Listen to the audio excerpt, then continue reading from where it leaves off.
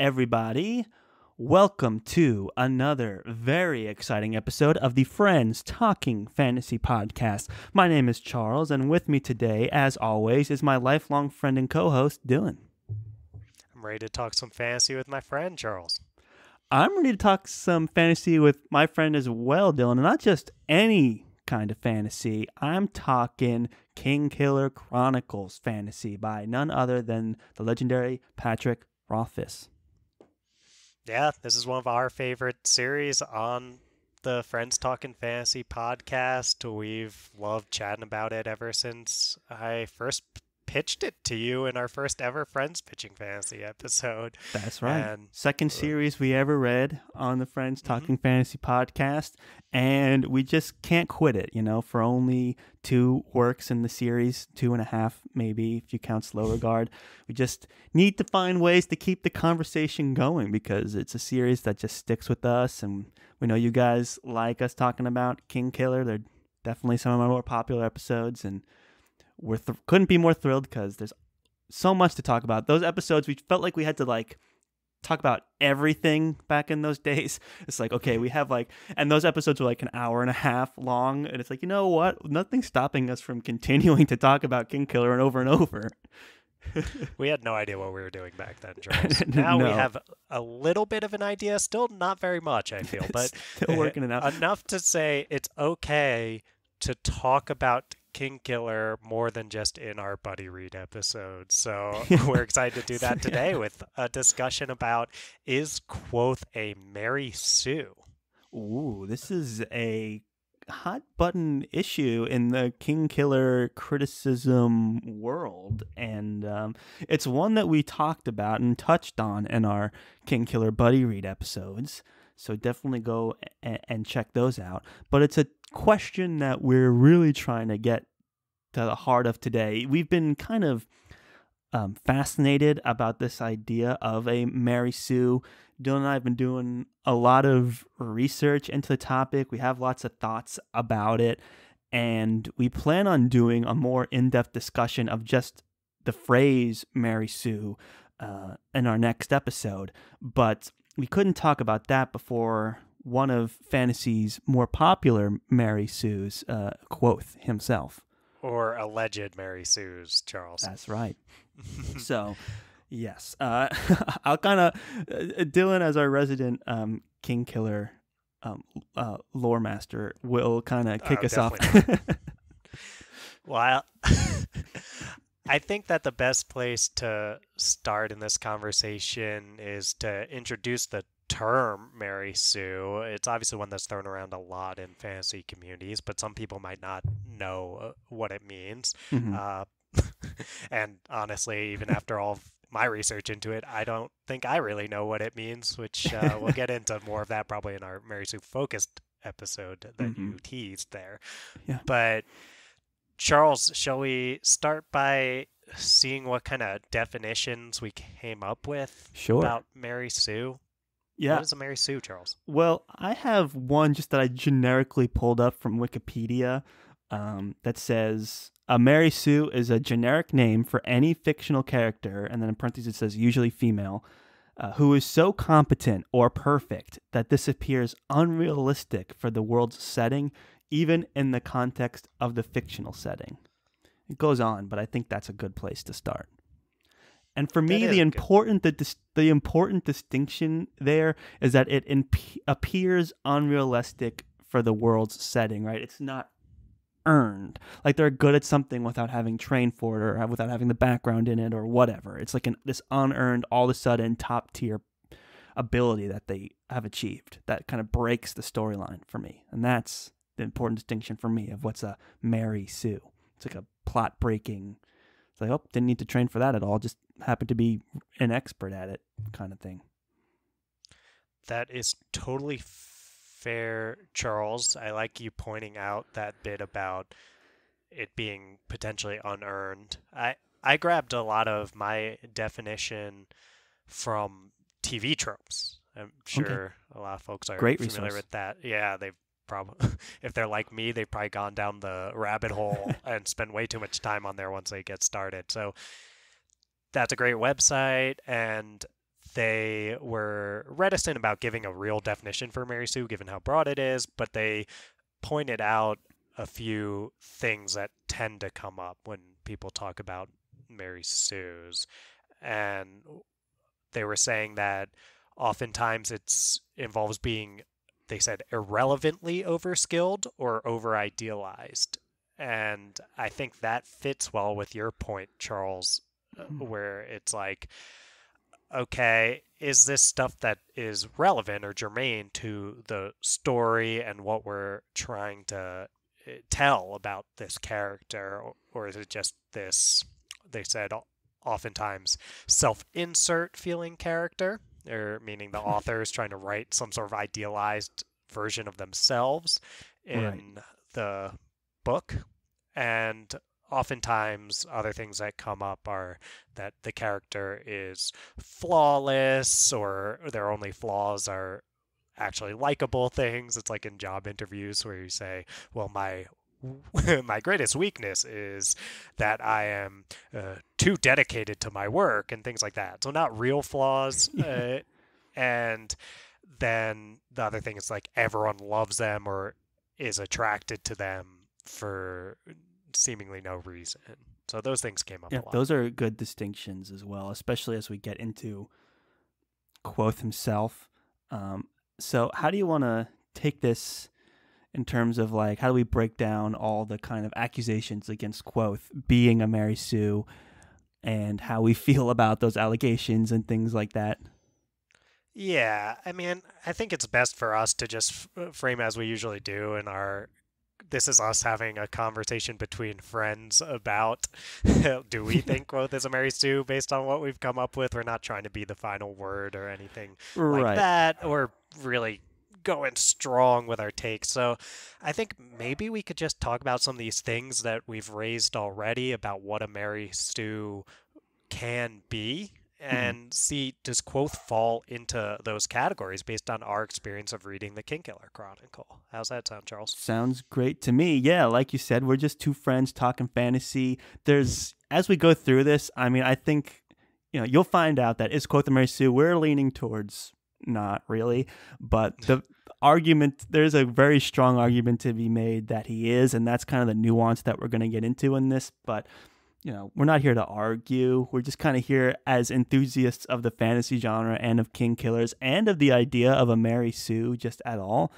to kind of get into a more nuanced conversation about Kvothe, and that's why we're here. So, yeah, Dylan, I'll leave it to you to kind of bring up our first point here. For sure. Well, I want to dive deeper into the piece we were talking about regarding, is it unrealistic for the world and what's going on around Kvothe, as well as this piece about, is it irrelevant to the story? Right. So I have some thoughts on that, Charles, that I think that a big thing that comes up for me is differentiating between the frame story, where Kvothe has become Kvothe and is telling a story about himself when he was Kvothe, this legendary figure. And I see the frame story as providing us with the knowledge that this is a tragedy, that this is going to end really poorly for Kvothe, despite all of these great qualities that Kvothe holds. And in that sense, I feel like it is relevant and helpful to know how incredible Kvothe is at all of these different things, because, they say the bigger you are, the harder you fall. Right. I think that if you're trying to create a character where his fall from grace is going to be really interesting and entertaining, you have to give him the grace to fall from.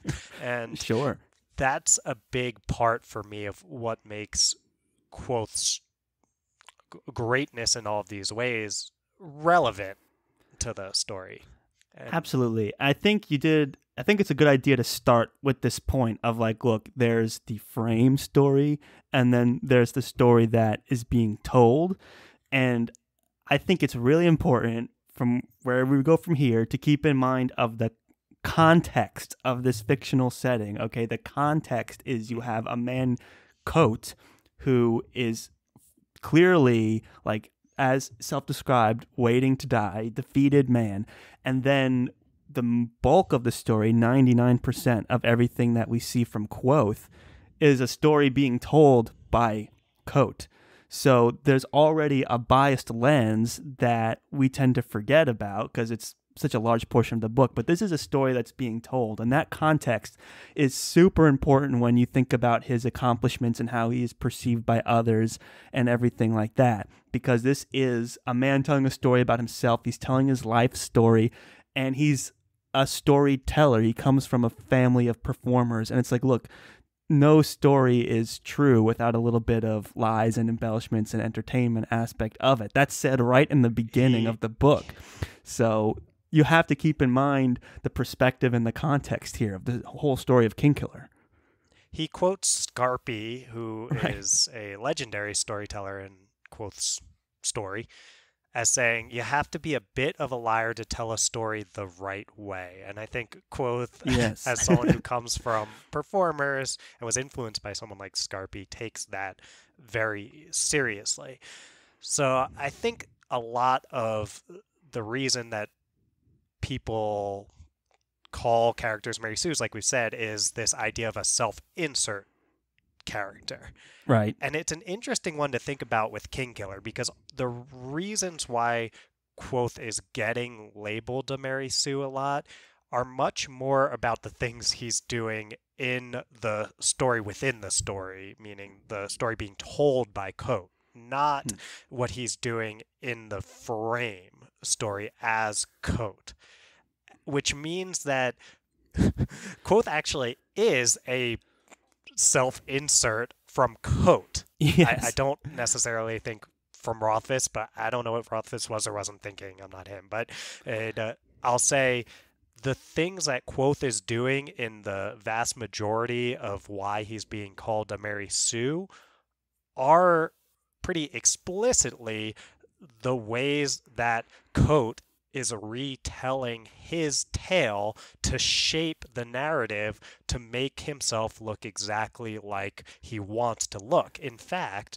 Kvothe basically tells Chronicler, who's taking down the story, that he'll only convey the story if Chronicler takes down every single word in the way that Kvothe said it. So we know that Kvothe has a tendency to be not necessarily completely reliable based on some of the things that he's done in the past and some of the things he's said. And we also know that he cares a lot about controlling the way that he is perceived.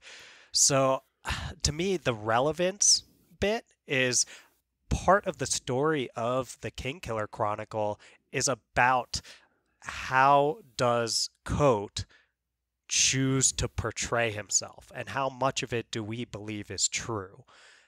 And these speculations about is Kvothe a Mary Sue, is he not, I think are all part of it, and I think they're deliberate, intentional, and relevant on the part of Rothfuss's work here.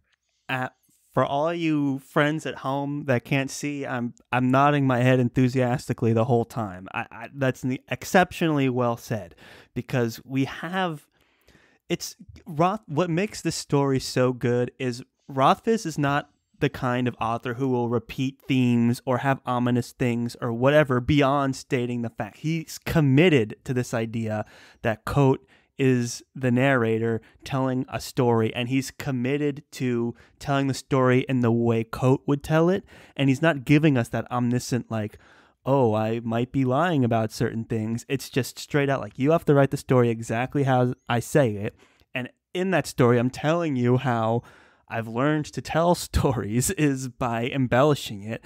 And Rothfuss kind of lays that out for you, not in such a blatantly obvious way, but in an ever-present way, an ever-honest way to Kvothe. And I think that commitment and that nuance can easily get kind of confused and lost when you see what Kvothe in the actual story gets up to, and you're like eye rolling, like, oh, he happens to be the best musician in the room just by getting up there. Everyone loves him all of a sudden. It's like, well, think about everything that happened up to that point, and think about who's like, we're still being told a story here. Think about who's telling it. Mm-hmm. Like, all those aspects come in. They're very subtle. They're very nuanced, but they make it so rich, and they make, like, where's the story going to go, that much more exceptional. For sure, Charles. And I think it's okay if you're a reader who doesn't like hearing this story because the Kvothe within the story within a story is too good at things. You're allowed to not For like sure. that. It just makes me feel that the relevance is there for why Kvothe is so good at so many things. And it's like, okay, well, yes, okay, we get it that Kvothe is telling this embellished story about himself as Kvothe. But even in that embellished story, I also feel like, is he even a Mary Sue in this story? And there's many cases that common criticisms bring up that I'm like, well, they're kind of justified, because this idea of like so competent or perfect that it appears unrealistic in the setting, there's a lot of cases, some stronger than others, and we'll probably go through them now, but I feel like he's pretty much cleared on most, if not all, accounts of this idea of like this unrealistic, unearned competency. I'm with you there, Charles. I have a few examples of places in which he very clearly displays flaws or not being great at things. Mm-hmm. I guess we could start by naming the ways in which he does display ridiculous strengths in a lot of areas. Of course, Right. He is a legendary figure and all this kind of stuff, so you expect some of that. He, of course, is really, really great as a musician. We also know he does play music a ton and practice and all Right. these kind of things. Let's But talk he about like clearly the has a pipes. gift. The scene where he Sure. earns his pipes is one of the most common, maybe not the most, but it's up there. And it's kind of one of the earlier ones, where he's at the bar and you have to play your song to earn your pipes. And he chooses to play one of the most complicated songs. Didn't really practice that much getting on stage. And of course, he plays the most complicated song flawlessly. Everyone in the room tears up, and he earns his pipes that first day, that first time. And people are like, oh, of course, he gets up there and he's the best at everything. But it's like, there's a lot, this idea of, is it unrealistic? Is it unearned that this character would be able to be really good at music at that moment and kind of play from his heart and earn his pipes? This was someone who grew up performing in a performance troupe, right? The Redeemer Rue are performers. Then he had this whole moment where his parents died and he just was in the woods by himself doing nothing but playing the lute over and over. And Rothfuss even writes this moment of like, he started to play songs that sounded like the leaves blowing in the wind. It became a natural extension of his, like, of his body, of his subconscious mind, of his expression. He was able to express himself through his music flawlessly, and that's because he just was in so much shock from losing his parents that he just practiced nonstop. So it's like those moments, yeah, even though what he managed to achieve was sensational, of like playing the most difficult song and earning your pipes is kind of a sensational thing, he is the protagonist of a story, and it wasn't totally unearned. He did nothing but practice lute for a long time, and he learned how to make it a part of his self-expression, and for me that doesn't fall under Mary Sue, because we have some competency. It's not that unrealistic that he'd be able to pull this off. That makes total sense, Charles. Like you're saying, he copes with the trauma of losing his parents by throwing himself completely into his music. Yes. And he plays so much that, I mean, especially given his background as someone who already was being trained by the best people you could be trained by to be good at music, then he becomes ridiculously good at music. And it's almost, I know, Charles, we'll get more into the discussion of how productive Mary Sue is as a conversation topic, right? Certain people are going to be really good at things and are going to have some natural talent at things. For sure. Working hard definitely helps the case, and the combination of those two things is how you expect people to best be able to rise to being elite at something. Like Kvothe being ridiculously good at music and us being like, well, does that make him a Mary Sue? It's almost like if Michael Jordan were a character in a book, we'd be like, oh my God, like, is this guy a Mary Sue? Like, he's so ridiculously good at basketball. It's like someone's going to be the best at basketball. And it's probably going to be someone who, like Michael Jordan, had a lot of natural talent, but also worked ridiculously hard to become really good and at if you're the a protagonist, exactly, and if you're going to be the protagonist of a fantasy book, you're going to have some remarkable traits. I think the key thing to think about here is this a trait that should not be possible? Like, should it not be possible that Kvothe earns his pipes? If he's like, oh, what's a lute? Let me see that. And he like starts plucking and then gets up and plays the most difficult song. It's like, well, okay, that's kind of crazy. But we've had this whole thing about him being a performer and coming from a family of musicians and how music was his only salvation at his lowest lows, and how his lute is his most prized possession. And then he gets up and plays and performs, and that to me is not impossible for him to have achieved at that time. And that's the distinction for Mary Sue. It's like this, okay, how much is someone like just super capable and competent versus is this something that should not be possible, or was this earned in any way?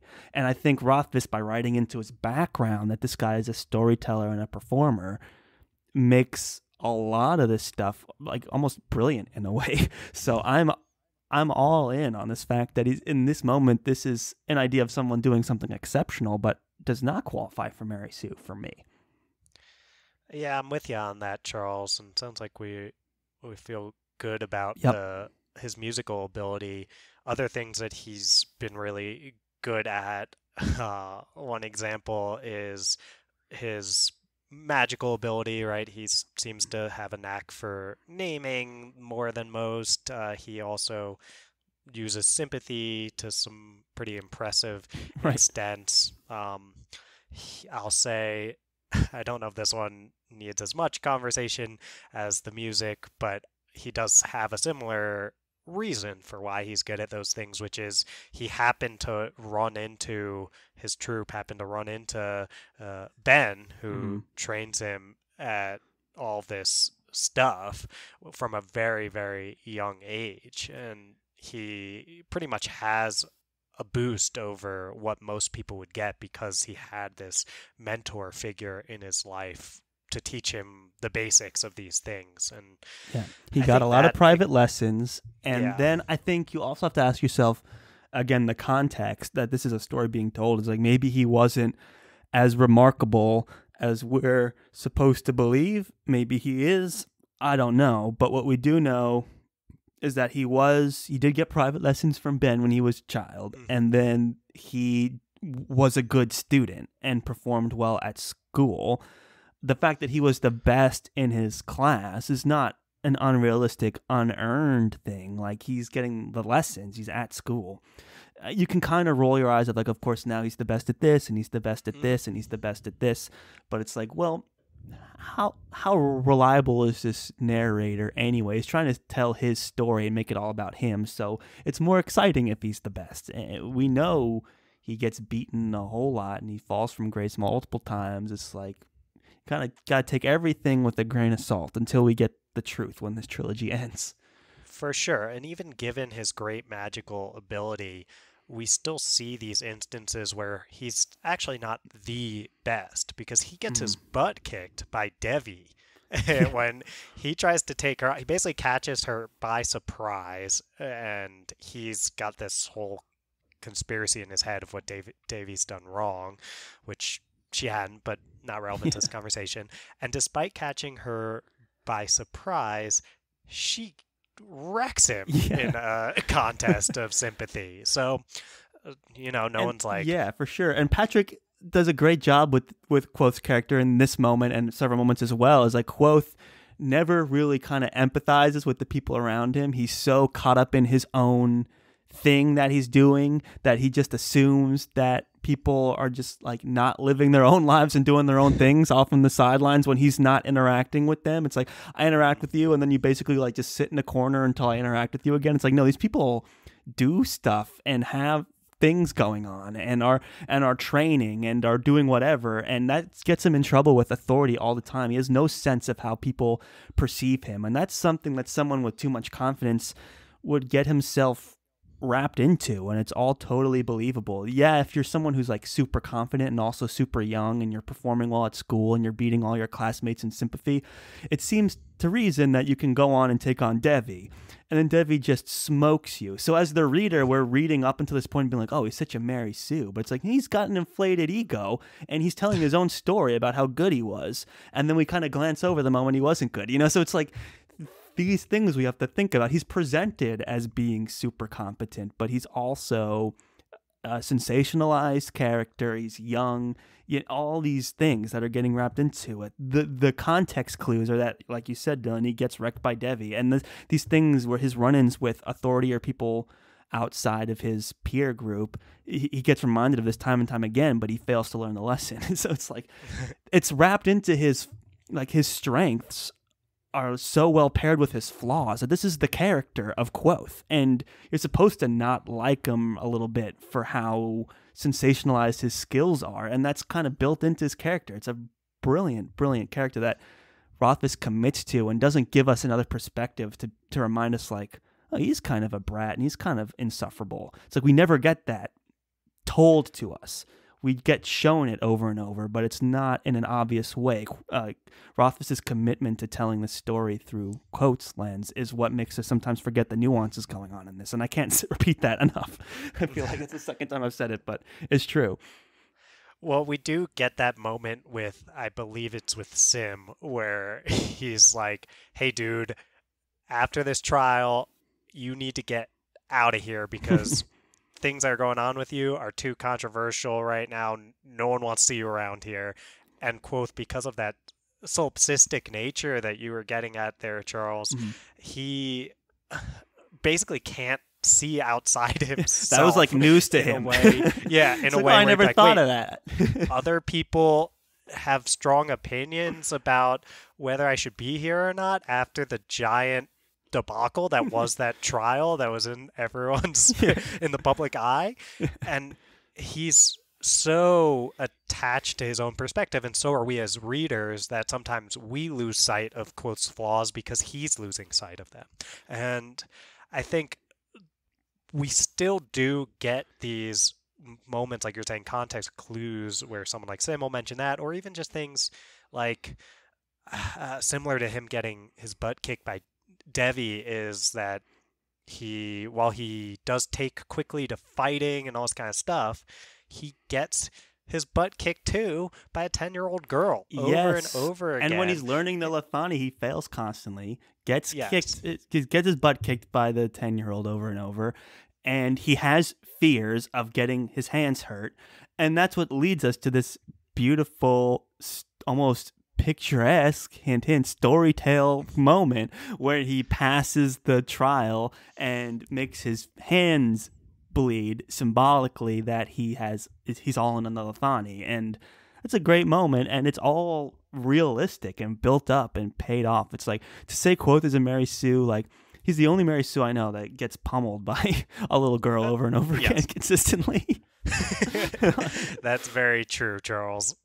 I think that we probably can't have a discussion about Kvothe as potentially a Mary Sue without talking about Felurian and how pretty much following his romp in the Fae with Felurian, he is perceived as very desirable by pretty much every woman that he comes into contact with.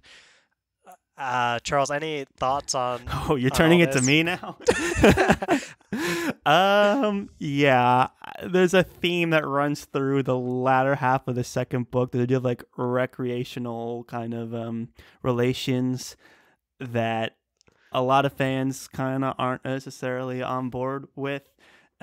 Probably me included with that. It's not something I really enjoy talking about that much, but I will say that that's one of the more damning things, because this is something that he went into totally blind, I'll say, and then all of a sudden he impresses the romance creature with his romance, and you're like, okay, but you have to also think that's a pivotal moment in the storytelling. He starts to adopt these mythical he gets a mythical cloak. He like this tone of the story kind of changes, and he was trained by the Fae, right? So he picked up some lessons, and he picked up some like magical things. I don't know how much it's magical as much as it is like he's been kind of changed by his time in the Fae. It makes him a little otherworldly, kind of. So when he comes back into the world of the living, he is kind of changed, and he has some funky things going on with him, and that's for multiple reasons beyond just the Fae. There's the Kvothe and all this other stuff too that he's interacted with in this world, and who knows how much it's altered him. But that's all kind of in context, and I don't know. I turn it back to you, man. For me, it's like it is what it is. But I feel like, he's, again, Kvothe has never been able to perceive what others think of him, and that comes to women also. And we've even had in these earlier moments where he's like, oh, that woman was kind of interested in me, and I blew it by not recognizing it until way too late. And then now he has more confidence in that area, and he's starting to pick up on it, and do his thing more. It's kind of earned in that way. And then I go back to this idea of this is a story being told, and it is kind of sensationalized. But I don't know. Is it unearned? Is it unrealistic? The guy has a shade cloak and can play lute really well, and well educated. Like, it's kind of eye rolly, but it's not Mary Sue-y. There is that self-insertion piece, though, you could say. Well, yeah, we don't know what's going on or not going on there, but I'll agree with you that the most damning, as you say, element of the whole shtick here is the fact that he is basically a virgin, and then he has this sexual interaction. I'm trying to keep my our clean ratings as much as possible. He has this interaction with the Fae, and she's with Florin, and she's very, very impressed, and doesn't believe him that it was his first time. If we take that as just true without a grain of salt because of the unreliable narrator piece of Kvothe telling his story, then I think that feels pretty Mary Sue-esque. Right. I don't know if that means he's necessarily a Mary Sue, but depending on how you define Mary Sue, and there's many ways to do that, maybe you feel that way. And look, we said there's a strong case to be made that he is, and this is a piece that's a strong part of it. But yeah, I always come back to it is a story of an exceptional guy who goes into myth status. So it's this whole somehow just stumbled into this magical setting and did some kind of crazy thing for a little while, and then coming back to reality is part of that mythical nature of it. So for sure. Not my favorite part of the... I love Kingkiller, as we all know. Not my favorite part of the series for sure, and maybe the strongest case comes from some of these aspects. But despite the fact that just about every woman that Kvothe interacts with is interested in him, we do have the element of Denna, who Kvothe, she definitely seems gone a long way without mentioning Denna for a Kingkiller episode. Yeah. Yeah, that was shockingly long, but I can't help myself. And I think this is a key part of the Kvothe Mary Sue conversation, because people actually use Denna as an example I've seen to say why Kvothe is a Mary Sue. People saying things, well, of course his love interest is the most beautiful, most amazing, most all of these things that Denna is described as by Kvothe, but not necessarily by the other characters, including Bast, who has seen her and mentions she had a crooked nose. She has a crooked nose. That is fact that we know. One of the few pieces of real fact from the present day Kingkiller that we know to be true that contradicts the flawless description of her in the actual story told by Kvothe. So Rothfuss is, for the way I see it, is a context clue of hey, if this is a sign of what else he could be capable of telling the story, you know? Great point. If we took it at face value that everything I see what you did says, there. at nose value, we don't want to cut off our nose to spite our faces when it comes to Kvothe as an unreliable narrator. That's true. So you get to hear that Kvothe thinks of Denna in this extremely perfect light, which makes sense with everything we come to know. But we also pretty immediately get the context that the one other person who can speak to this is like, wait, are you kidding me? Like, this is not how I think of the person that you're talking about, and I've seen her. And I think, as you said, Charles, that's a great sign that Kvothe is capable of embellishing a lot of his story, and that he, even if he's not doing it intentionally, just only has his one perspective. I think he is doing it intentionally, for the record, but he only has his one perspective, and in his perspective, Denna is just about perfect. And it's not surprising that then she's described that way, and I think it is relevant that she's described that way to Kvothe and his character. And even if she was perfect, Charles, which we don't think she is, then it's still not this thing where, and Kvothe, quote unquote, gets the girl, and she is perfect in every way. It's that Kvothe just can't put it together with her. Like, they just can't figure out what's going on between them in a way that works. And we know from the Frame story that, barring some big reveal, these two don't end up together. And it's pretty sad, I think, but it's similar to the same stuff we were talking about with the bigger they are, the harder they fall, right? Like, he had an opportunity to be with what who he perceives as the perfect woman, and he can't make it happen, and that's tragic. For sure. And I think that also weaves in, like, for how exceptional he is, and he even is able to get the attention of Denna.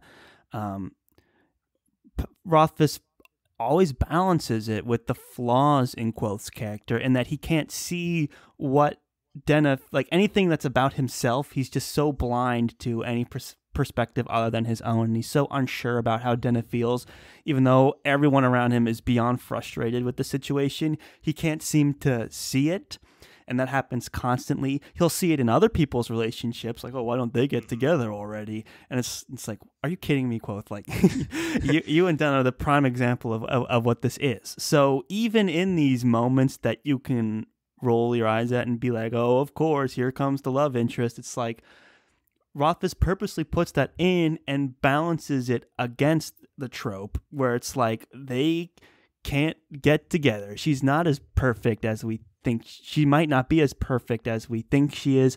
Like, she's going off doing adventures, and so when they connect, who knows what's happened in her world? Like, Kvothe doesn't even think about it, but I mean, she lives a whole life. So something's going on. And the fact that they are never able to express their feelings for each other and get together is a central part of that. And Kvothe is like ignoring maybe some potential signs from Denna of like what's going on in her life that he's kind of clueless to, and it's all blended together really well in the character of Kvothe. And I think that this part of it, of being this attractive guy or maybe getting attention from Denna from the beginning, is an important piece to that. And for me, there's no way in which that is unrealistic or not possible.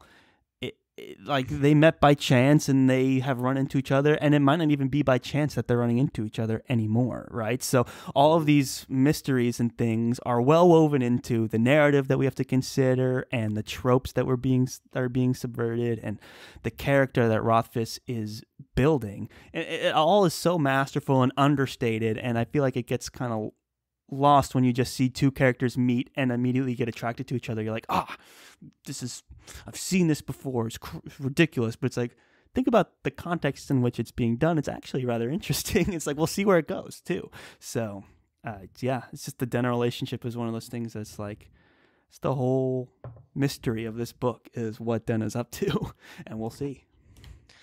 For sure, Charles. And I think putting a bow on the Denna part of this conversation is, I think if Kvothe were Mary Sue, Denna probably, him and Denna would have gotten together by this point. Denna would have right? professed her love Denna for would have him, said a been- bunch of nice things about him, like, "Oh, Kvothe, you're the best at playing lute." Yeah. It's like, but that has not happened.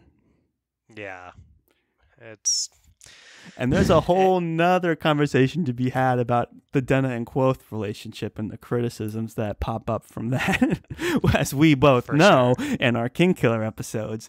But in the context of Mary Sue-ism, there's better cases to be made in the book than the Denna Kvothe relationship. Charles, are you teasing my episode idea of the good, the bad, and the crooked, an analysis of the Kvothe and Denna relationship? Yeah, and we've also, had that conversation a couple times in our buddy read episodes, and we even had this conversation about is Kvothe Mary Sue in our buddy read episodes. And I went back and listened. I was kind of light on my stance.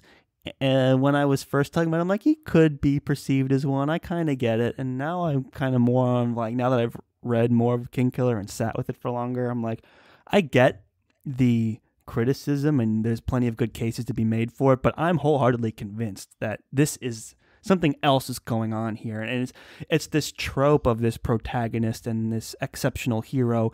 Like, Rothfuss is weaving in so many, like, cautionary flaws that go in hand with that kind of character, and he's built it up in terms of how it's being told that the other shoe's gonna drop for Kvothe, and this is all building up to it, and I'm just so interested to see how this goes. It's been so well constructed to this point. I would never, like, Mary Sue would have never crossed my mind, honestly, if it wasn't for the online forums.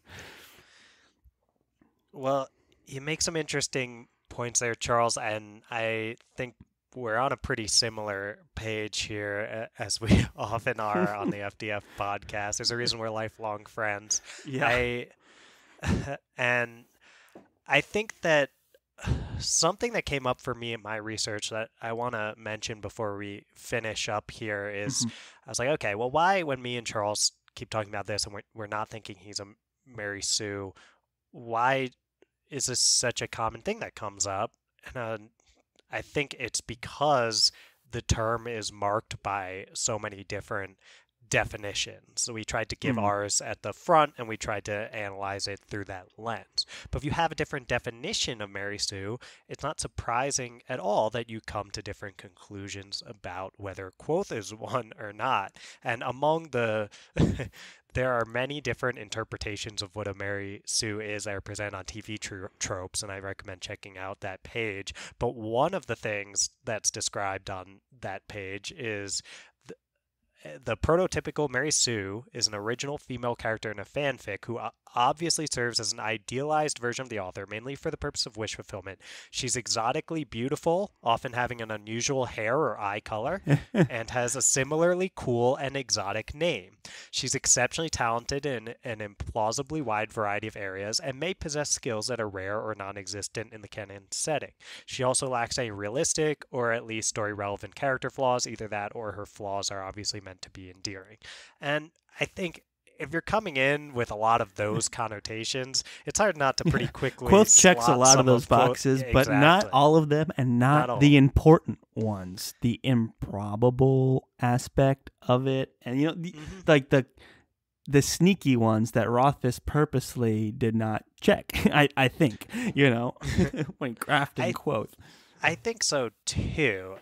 And I think we're supposed to not like him to a certain extent, right? He's supposed to be this kind of overcompetent, seemingly perfect guy. Yeah, and I think, though this probably wasn't the intention at the time, in some ways it feels like Kvothe is not necessarily a subversion of the Mary Sue, but toying with the idea of these legendary characters and the idea of telling stories about legendary characters who really, it's later on that the term Mary Sue really got popularized outside of fanfic circles. But looking back, it feels like Kvothe is, I wouldn't say subversion, but a a character that Rothfuss toys with the idea of Mary Sue's and mythical legendary figures. And because he is meant to be someone where that's toyed with, he has to represent at least some of these characteristics for it to be interesting or compelling. Mm-hmm. So I think, yeah, if your definition of Mary Sue has a lot of these like exotically beautiful with the weird hair color, right? It's fire red. It's not just a red hair the way we know it. It's fire red. It's definitely Kvothe. like a noticeable, unique thing. Yes, and has cooler exotic name, like something where the first two letters are K and V, and it's like, how do I pronounce this?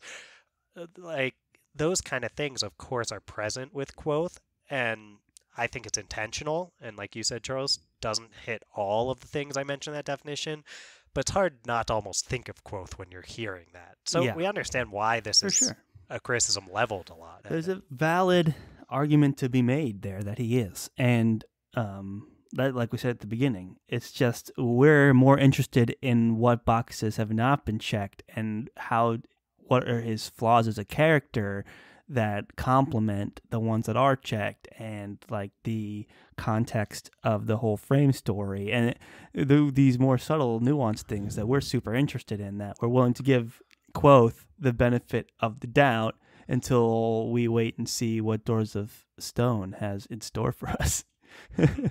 Well said, Charles. And I think this is a conversation that really does make me excited to have that how productive is the term Mary Sue type conversation, because I think it's in some ways a criticism that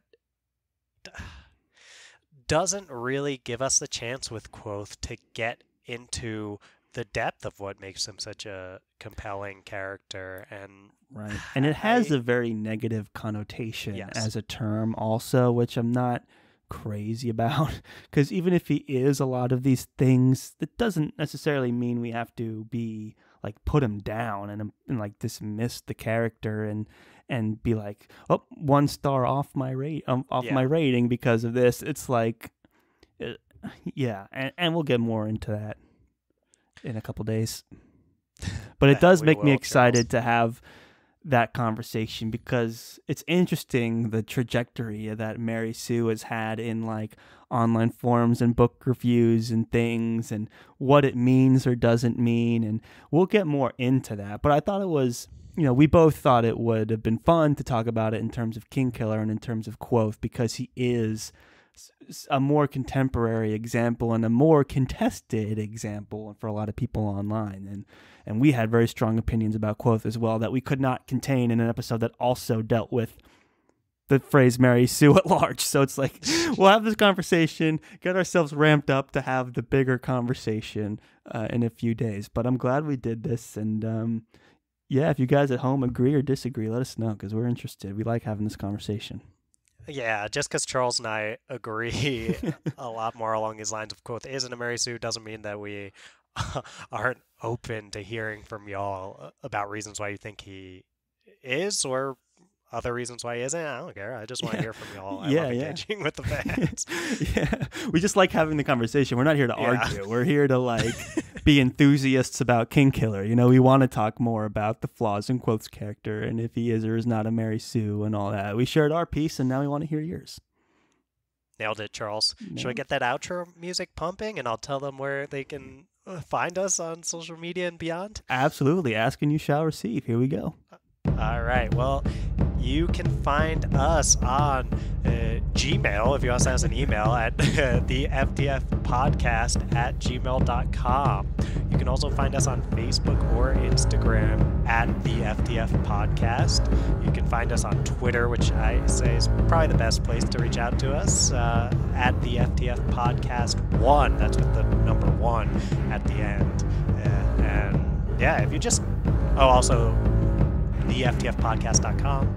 You can find our website, and if you just Google Friends Talking Fantasy these days, apparently we're coming up, which Charles and I never thought was going to be a thing. We thought we would just be competing with fantasy football for the rest of our days. But thanks to you, the friends, that's no longer the case. Yeah. You just Google Friends Talking Fantasy. And given my track record competing at fantasy football, it probably would not go well for us. Yeah, Dylan's search history is probably working against us because he's such a fantasy football fan. Yes, but also not as often the winner as I'd like to be. So if it's me and fantasy football, I don't expect wins, but we're doing okay. We're doing okay. And thank you for finding us and for joining the discourse, and thank you for listening. And as always, go forth and conquer, friends.